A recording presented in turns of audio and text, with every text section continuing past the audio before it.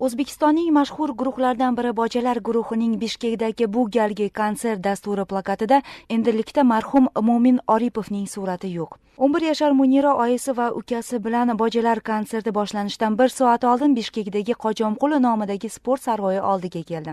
Bojalar guruhining hamma qo'shiqlarini sevib tinglovchi qirg'izistonlik qizaloq o'zining eng sevimli qo'shig'idan xirgoyi qiladi. Qirmanda, qirmanda, ishqizori zarmanda, yurmanda, yurmanda, zoru zoru zarmanda, yatru alum bare bare bore, seni ko'rmayman yore, seni ko'rmayman yore. Bojalar guruhining konsertiga kelgan qirg'izistonlik muxlislar anchagina edi. Chiptaxonada 400 qirg'iz so'midan 700 so'mgacha narxda chiptalar sotildi. Aksariyat chiptalar olib sotarlar qo'lida edi. Konsertga qirg'iz muxlislar bilan bir qatorda mahalliy o'zbeklar ham tashrif buyurishdi. Ulardan biri Yodgorbek Dadaxo'jayev bilan suhbatimiz quyidagicha bo'ldi. Musiqalar yoqadi Bojalar, yaxshi hamma musiqasi bizga yoqadi, shu qiziqda. Mo'min yo'q qanday qo'shiq aytay ekan qiziqam bizda. Ana shunga qiziqib bugun o'ylanib keldim. O'zim o'shlik olaman. Alamidinda novxonada ishlayman, ham o'qiyman, ham Navoiyman. Aka bilan Navoiy o'tgan, biz ham endi Navoiymiz endi. Bojalar qiziqamizda, shu qiziqli aktyor, kinolar yaxshi o'ynashadi. Kinos yoqadi hamma kinosi bizga. Biz bevosita Bojalar guruhini konsert boshlanishidan oldin kutib oldik va Ozodlikka intervyu berishini so'radik. Assalomu alaykum.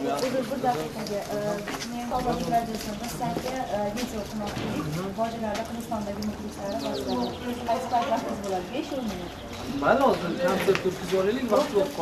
Nihoyat konsert boshlanib, sahnada Bojalar guruhi va uning solisti Jahongir Poziljonov paydo bo'ldi.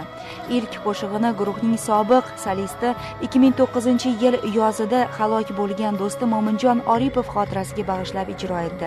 2009-yil Tojikistondagi gastroldan qaytayotgan Bojalar guruhi solistlari Mo'min Oripov, Jahongir Poziljonov, guruh ma'muri Javlon Shodmonov hamda guruhga shogird tushgan Shahzod o'tirgan Lasetti rusumidagi mashina 28-iyundan 29-ga o'tar kechasi Termiz-Toshkent magistral yo'lida KAMAZ yuk mashinasiga urilib ketgan edi.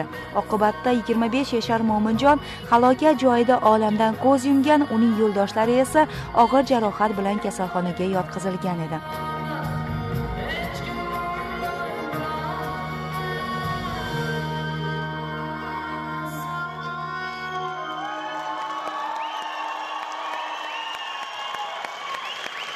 Assalomu alaykum.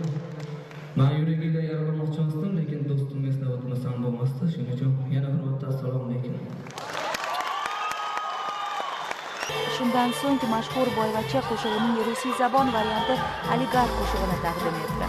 Bojalar guruhining hit bo'lgan qo'shiqlariga qirg'izistonlik ashaddiy muxlislar raqsga ham tushishdi. Shuningdek, Jahongir bilan birgalikda mashhur Jiyda gullaganda qo'shig'ini muxlislar kuylashdi. Birga. Erta bahor.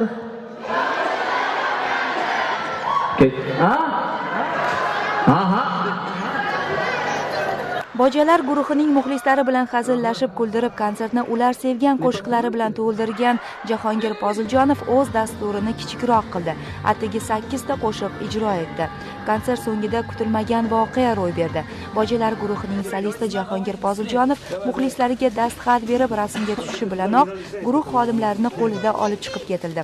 Aytishlaricha, xonandaning ilgari jarohat olgan oyog'i ko'qqisdan og'rib qolibdi. Eslatib o'tamiz, 2009-yildagi Bojalar avtohalokatida Jahongir Poziljonov og'ir tan jarohatlar olgan edi. Shu boisdan Bojalar guruhining xonandasi, kinoaktyor va rejissyor bo'lib ijod qilayotgan Jahongir Poziljonovning Ozodlikka va'da qilgan intervyusi boshqa paytga qoldirildi.